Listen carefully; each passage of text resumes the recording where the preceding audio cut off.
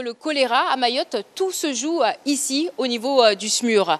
Toute personne qui pense avoir le choléra est invitée à appeler le 15 au niveau de l'unité de régulation du SAMU et c'est là que commence la prise en charge. Et ce matin, un nouveau cas suspect vient d'être identifié. Le malade se trouve juste à côté du CHM. C'est Siakar qui a pris l'appel d'urgence. Ça vient de Jacques Randa, donc un bébé un nourrisson donc, qui a été en voyage, qui arrive sur l'île il y a 4 mois, il y a 4 jours autant pour moi, qui présente justement des diarrhées assez importantes. Un médecin régulateur prend le relais. C'est lui qui établit le diagnostic avant d'envoyer l'ambulance récupérer le malade.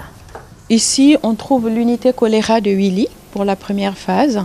Et quand ça va déborder, nous allons continuer vers toute cette partie où les chambres ont été vidées, préparées à recevoir des patients en cas d'afflux. Augustin Ledaillou est l'un des 2 médecins réservistes arrivés spécialement en renfort pour s'occuper des cas de choléra. 2 malades viennent de quitter son unité. Le test s'étant révélé négatif, mais 2 autres patients y sont toujours pris en charge. Il y a notre patiente toujours positive au choléra qui est là depuis lundi. On continue à surveiller son évolution qui est favorable. L'autre cas n'est autre que le nourrisson, identifié le matin même.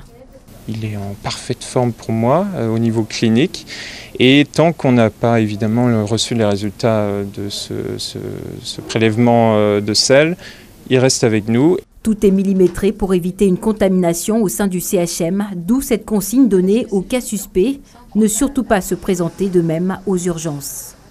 Ces personnes contaminées peuvent s'asseoir et côtoyer ces personnes-là et ça va nous donner du travail supplémentaire, du travail de recherche aussi de ces patients qui ont été en contact, comme cas contact, du travail de décontamination.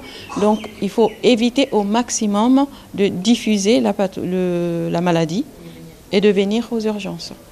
Suivre cette consigne permettra de soulager les agents des urgences.